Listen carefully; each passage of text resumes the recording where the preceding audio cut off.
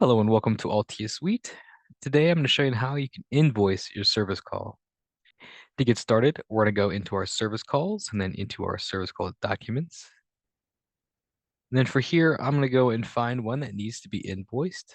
So we do have a status if it has been invoiced or not. So I'm going to come over here to my invoice status. I'm going to look at things that are not been invoiced. Now I'm going to scroll down a little bit. So I have some of these services that have been closed. So let's go ahead and modify one of these.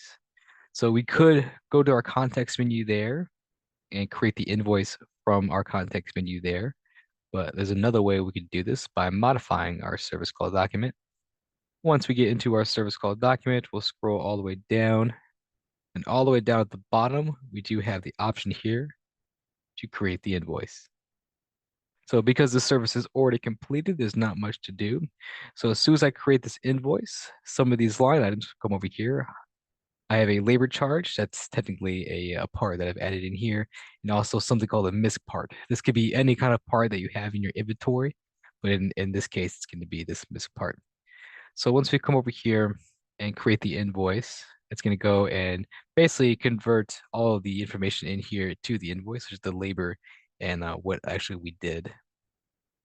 So you can see both of these do have a warranty provider that is GE. So this is being covered by the warranty, so $63, and we're getting the total there by adding a price in here. So $50 for the labor and $13 for the part. In this particular service call, GE is going to be taking the warranty of this. But you might have other service call documents where some or all of the parts are not covered by the warranty, and they'll be covered by the actual customer when you convert the invoice. So because these are covered by the warranty provider, the sales price is the $63 is not going to come in the invoice, as you'll see here in a second. So I'm gonna come down at the bottom and hit that create invoice button.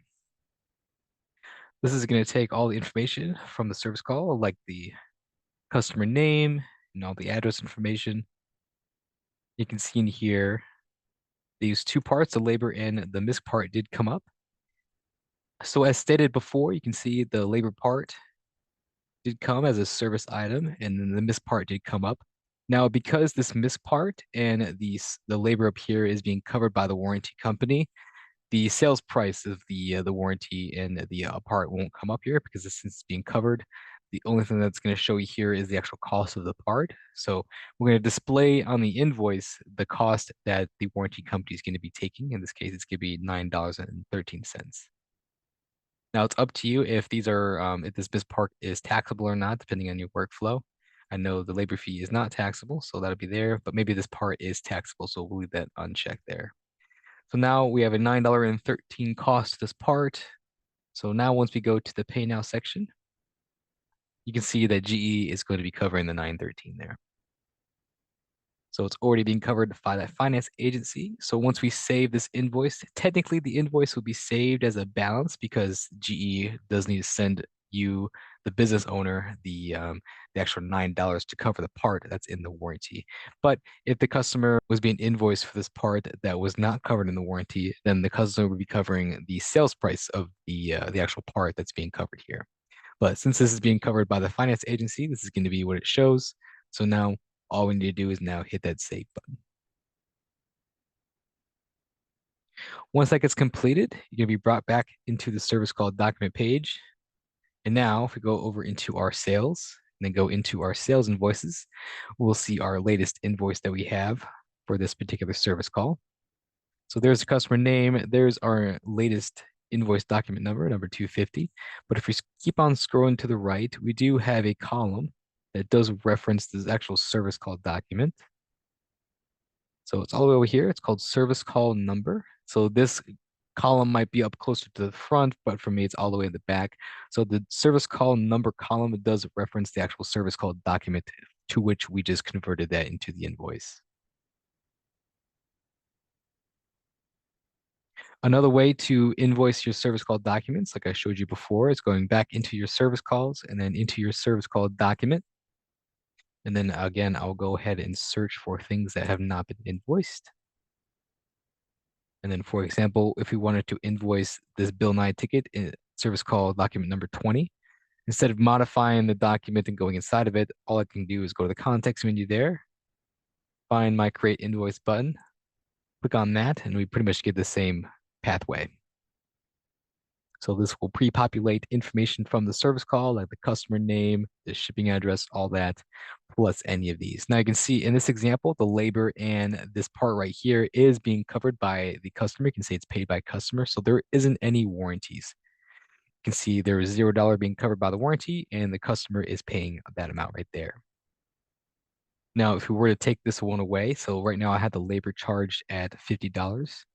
If I were to say that maybe GE or Progressive or another agency there is being covered by that, I'll select that. That will kind of change up, and that will kind of show you a different drill down of what's being covered by the warranty and what's being covered by the customer. So if I were to invoice this right now, since this labor charge is being covered by the warranty, this will not be a part of the actual price of the sales invoice because the customer is not paying for that. But for this example, I'll go ahead and say the customer being paid by both. Now you can see that the labor and the part over here is being paid by the customer. Now we have the actual sales price instead of just showing you the cost of each of these. So once we go to the Pay Now section,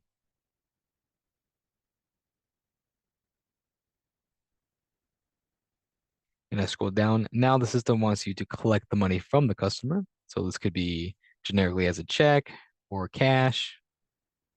Let's just go with a check payment. So the customer is going to give me this in full. There we go, as a check payment. Maybe I'll put the details. Check number. There we go. And then hit that save button. And that will also complete the sale there. And again, you can go back to the sales, go into your sales invoices. And just to show you how to customize your grid, I'll show you this as well. So I'm going to move my column that has the service call document number attached to it up closer to the front. So I'm going to do that by hitting that sprocket icon. And then it's all the way down over here. So service call number, move that over there. And then move to the top, and then I'll hit save. There's my service call number. So some of these do not have service call numbers because maybe these aren't converted service call documents into sales invoices. So there's our Ariana Grande one, and there's our Bill 9 one, that one that we just did. So they will come in here as history as well.